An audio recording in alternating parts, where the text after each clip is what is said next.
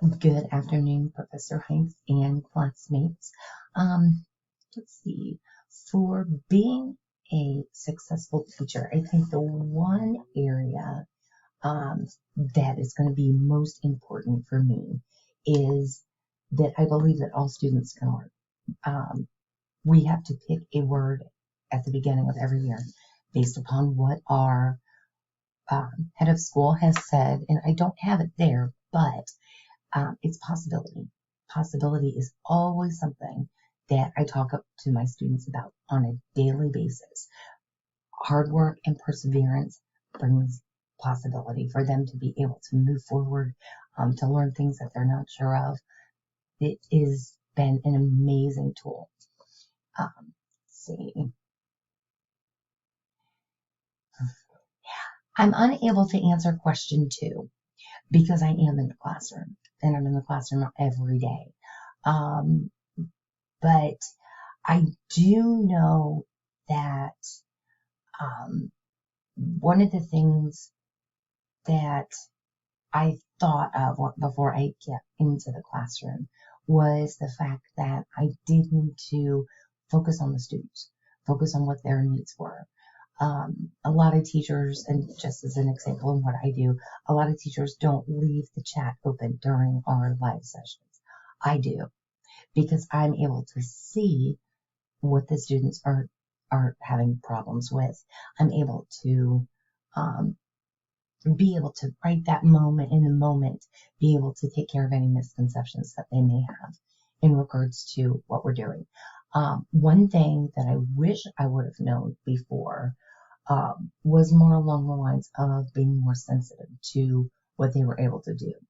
It took a long time for me to understand a little bit better about the use of the cognitive testing um, that students with disabilities have and how to use that information instead of just using the academics and what they couldn't do, but looking at the other pieces, which would be the working memory, the processing speed, and how that interacts with what they're able to do in the classroom. Um, in regards to understanding other cultures and genders and building strong relationships, I will say that that is something that I have done a lot. Um, I always talk to my students individually. You wouldn't think in a virtual environment that I would be able to do that, but I do. Um, and I have relationships with parents. The first year I was teaching in 2007, one of my very first students, I am still in contact with his family and how he's doing. And I talk to him every once in a while. And he usually will call me and say, "Can I use you as a reference for a job?" It's really neat because he knew I believed in him and what he was able to do. In regards to cultures and genders, um, I look at the world right now and everything is so worldly. I don't want to bring any bias into the classroom.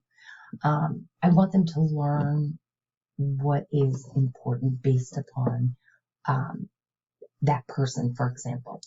An example of that is with all the election things going on, I don't want the kids to learn all of the bad things about it or only remember that. So one of the things that I did was for our reading comprehension small group, we read about Thurgood Marshall. It wasn't about race. It wasn't about gender. It wasn't about anything but hard work and perseverance. It went along with the theme that I have in my classroom for all of my students, and it was able to um, give students that may not have known about him some additional information that they didn't know. And it also allowed um, students students of color, for example, for lack of a better word, to be able to see that, yes, I want them to know about different cultural things as well. So I kind of balance that as much as I can. Um, Anticipating and using feedback from my annual performance reviews and my observations.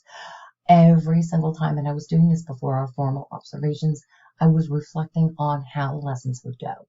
I would take my lesson sheet, I would take what we did, I would take how the students responded, and I would say, what can I change for the next time that we do this? I do that every single time for every lesson. and it has actually worked out really well. Um, I know that there might be times where people, and this is going to go a little long, but this is more of a helpful hint than anything else. With the way that they do evaluations at this point, one of the things is that if you build that in, if you're not teaching now, if you build that in on a daily basis to reflect back on what you were teaching and how the students are responding, and you reflect back on that with the evaluation, that's going to help you, because that tool is there to help you grow. It is not there to say, oh, you're not able to do this or that, or if you score poorly on it. That's not what the point is. The point is it's to learn from your mistakes and move forward, just like I tell my students, and that's what it is. But I have learned a lot with the new evaluation system that has been in place for the last couple of years. It's like writing a long paper, but it's worth every bit of it because that reflection time is invaluable. Thanks, guys. Have a good day.